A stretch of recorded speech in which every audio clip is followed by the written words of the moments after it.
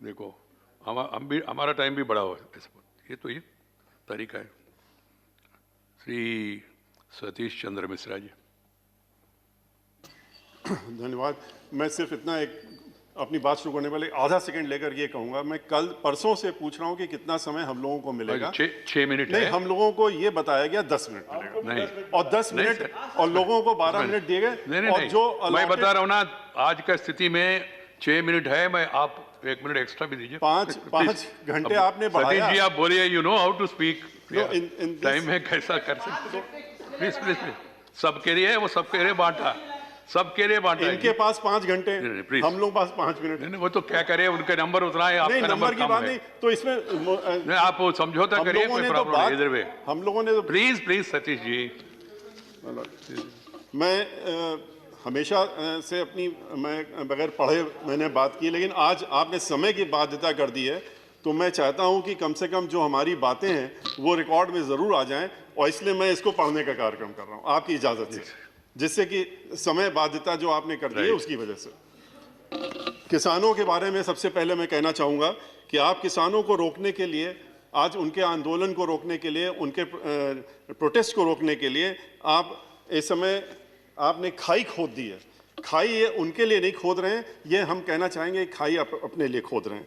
जवानों को बंदूक लेकर खड़ा कर दिया है, पानी की बौछारें डाल रहे हैं, आंसू गैस के गोले छोड़ रहे हैं, उनका पानी बंद कर दिया, उनका खाना बंद कर दिया, यहाँ तक कि आपने शौचालय भी बंद कर दिए, और ये भी नहीं सोचा कि उसमें महिलाएं भी हैं, और ये ह्यूमन राइट्स का कितना बड़ा वायलेशन है, इसको आपको देखना चाहिए था। सड़क में कांटे की कील गाड़ दिए। इतनी तैयारी तो पाकिस्तान के बॉर्डर में भी शायद सरकार ने नहीं की होगी जितनी की दिल्ली के बॉर्डर पे कर दी है। जो हमारे अन्नदाता हैं उन्हें आज देश के दुश्मनों का दर्जा दिया जा रहा है। याद रखिए, ये किसान जिनके पास खाने को कुछ नहीं है, खोने को कुछ नहीं है, इन्हें आप डरा धमका कर और उन पर अपना कानून थोप नहीं सकते, जो कानून उनको पसंद नहीं है। हमारी समझ में नहीं आ रहा है कि जब आप 1.5 साल के लिए इस कानून को रोकने के लिए तैयार हो गए हैं, तो फिर ऐसी कौन सी मजबूरी है कि आप इसको वापस लेने में हिचकिचा रहे हैं। आप 1.5 साल के लिए रोक रहे हैं, आप 3 साल के लिए अनाउंस कर दीजिए कि रोक रहे हैं, तो शायद किसान कहेंगे कि अगले चुनाव के बाद हम देखेंगे कि क्या होने वाला। हमारी आपसे प्रार्थना है कि अपना ईगो छोड़कर, बड़े बनकर, और आप इन किसानों को, इनकी मांगों को मानते हुए इन तीनों कानूनों को वापस करें। बहुत अफसोस की बात है कि सत्ता पक्ष के एक व्यक्ति ने कल कह दिया कि हम ये कोई भी व्यक्ति किसानों के बारे में कह रहे थे किसी दूसरे के ऊपर बोझ नहीं बनना चाहिए। ये बोझ नहीं है, ये हम लोगों को खाना देते हैं, अन्न देते हैं, इनको बोझ कहना बहुत ही निंदनीय बात है। ये कैसी जिद है आपकी, कैसा ईगो है आपका, जिसको कि आप खत्म करना नहीं चाहते हैं और 3 कानूनों को वापस लेना नहीं चाहते हैं। किसान जो हैं वो आप ही के बच्चे हैं, आपकी भाई हैं, बहन हैं, माता हैं, पिता हैं, उनको आपने देशद्रोही बना दिया। उनको आपने कह दिया कि ये तो टेररिस्ट हैं, और मीडिया के माध्यम से, मीडिया को इस्तेमाल करके, क्योंकि मीडिया भी 10% को छोड़ दीजिए तो बाकी सब जो है इंडस्ट्रियलिस्ट के हाथ में है, और उनको आपने उन 10% के ऊपर भी इतनी दहशत फैला रखी है कि मीडिया को आज आपने एक पिंजड़े में बंद तोते की तरह बना दिया है कि जो उसको पढ़ाया जाएगा, जो रटाया जाएगा, वो मीडिया का व्यक्ति वही बोलता रहेगा दिन भर, और आपसे भी चाहेगा कि आप यही बोलिए। फार्म इंश्योरेंस पुलिस फोर्स में इनके ही घर के बच्चे रहते हैं, जिनको आप आज जवानों को आपने खड़ा कर दिया उनके विरोध में कि आप इनके लिए तैयार रहिए, आंसू गैस लेके तैयार रहिए, गोली लेके तैयार रहिए, और इनको ज़रूरत पड़े तो गोली चलाइए। तो ये उन्हीं के बच्चे उस फोर्स में भर्ती हो रहे हैं, और यही जो बच्चे, इन्हीं के बच्चे देश के बॉर्डर्स में भी हम लोगों की सुरक्षा करने के लिए वहाँ पर तैनात हैं, और हमने हमारी आपकी सुरक्षा करते हैं। ये धूप में, बरसात में, कड़कड़ाती ठंड में भी छप्परों में रहकर, खुले आसमान के नीचे बैठकर हमारे लिए अन्न उगाते हैं, और जो नुकसान हर वर्ष उसके बाद नुकसान भी होता रहता है, उसको सहते रहते हैं, और इसीलिए हम शायद इनको अन्नदाता भी कहते हैं। सरकार इन्हें 500 रुपया महीना देकर अपनी पीठ थपथपाती रहती है और कहती है कि हमने इतने 1000 करोड़ रुपए किसानों को दे दिए। 500 रुपया महीना दे करके आप इनको खरीदना चाहते हैं और इनके ऊपर कानून थोपना चाहते हैं। इन 3 कानूनों से किसान को भय लगता है, और सही भय लगता है। उनको भय लगता है कि आप इनकी ज़मीनें हमेशा के लिए इनसे छीन लेंगे। आप जिस तरीके से कुछ चुनिंदा इंडस्ट्रियलिस्ट के हाथों में एक एक चीज़ को बेच रहे हैं, चाहे रेल हो, तेल हो, गैस हो, ज़मीन हो, आसमान हो, आपने सब चीज़ें इनको बेचने का काम, अब तो आपने नदी किनारे पोर्ट्स भी बेचने का काम कर दिया, LIC को बेचने का काम कर दिया। LIC जो जहाँ पर कि लोगों की लाइफ इंश्योर्ड रहती है, उसको भी आपने बेचने का काम तय कर लिया कि इनके हाथ में बेच देंगे। तो ऐसी स्थिति में आज आप बैंक को भी बेचने की तैयारी में आ गए। आपने कह दिया कि हम प्राइवेट बैंक भी और बेच रहे थे, अब आप सरकारी बैंक बेचने की बात कर रहे हैं।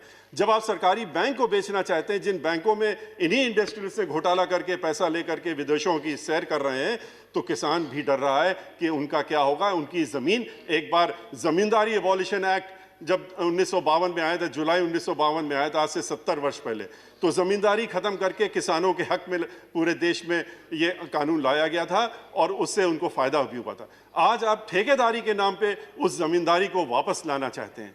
आज इन किसानों से ज़मीनों की उनकी लेन देन करके, उनके पट्टे करा करके, उनके ठेके में ले करके आप उनको इस ज़मीनों से महरूम करना चाहते हैं। इसीलिए वो परेशान हैं कि इसके बाद इन ज़मीनों का क्या होगा और हमारे साथ क्या होगा। कानून के बारे में आप अच्छी तरह से जानते हैं, जो 3 कानून बनाए गए उसमें एक नहीं अनेकों खामियां हैं।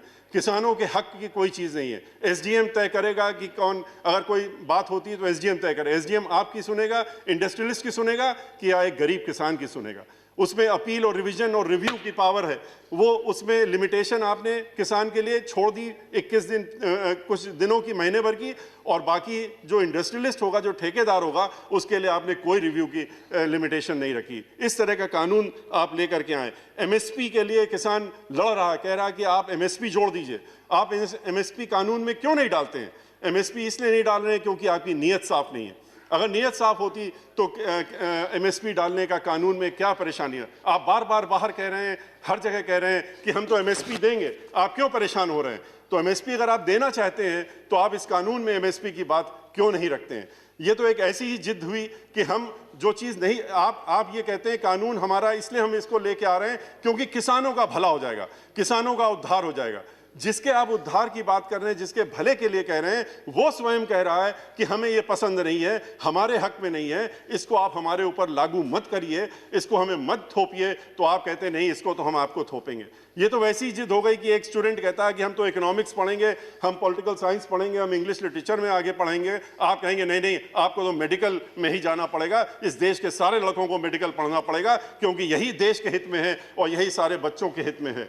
तो इस तरह की भावना रख करके थोपना ये अच्छी बात नहीं है। और इसीलिए हम लोगों की ये मांग है और हमारी पार्टी की भी मांग है, हमारी पार्टी की तरफ से हमारी पार्टी की मुखिया बहन मायावती जी ने भी मांग की है कि इन तीनों कानूनों को वापस लिया जाए, स्वामीनाथन रिपोर्ट लागू करी जाए, हर फसल में MSP दिए जाने के लिए लीगल प्रोविजन लाए जाए, किसानों की प्रताड़ना बंद करें। 26 जनवरी को जो हुआ उसके लिए हम लोग उसकी बहुत भर्त्सना करते हैं।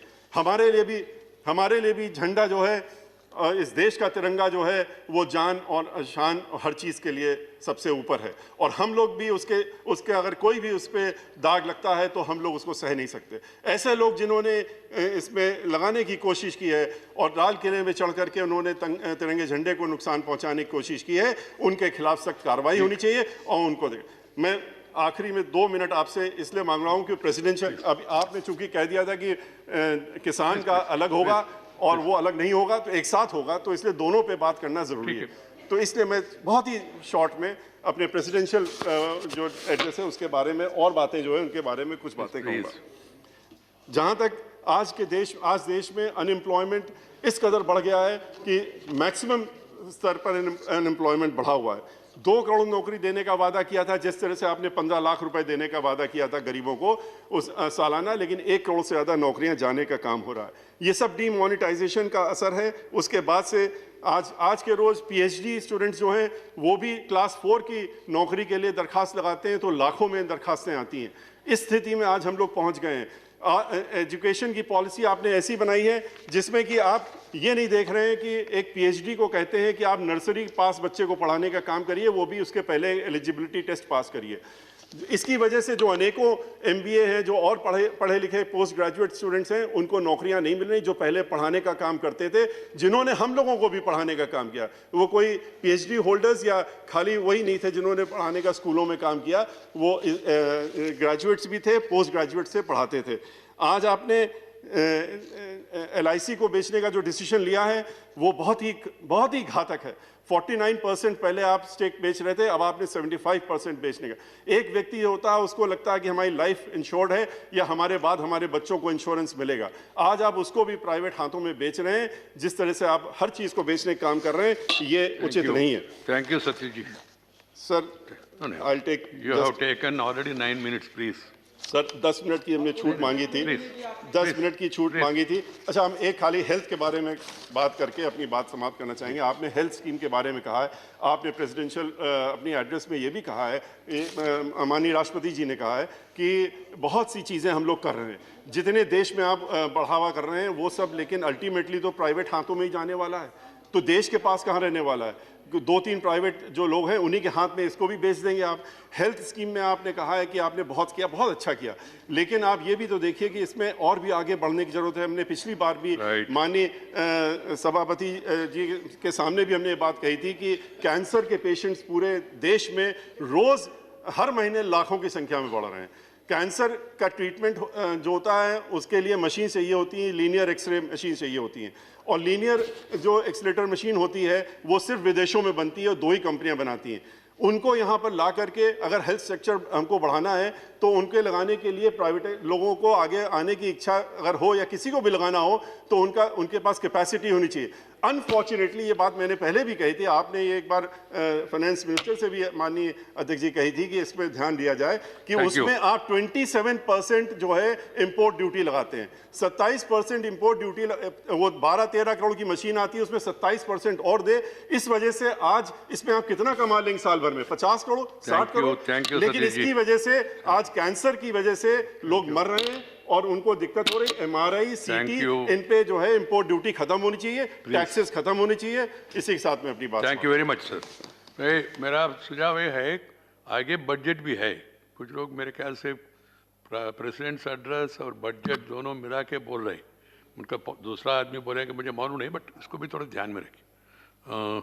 सरदार बलवेंद्र सिंह बुंदर, सरदार बलवेंद्र सिंह बुंदर,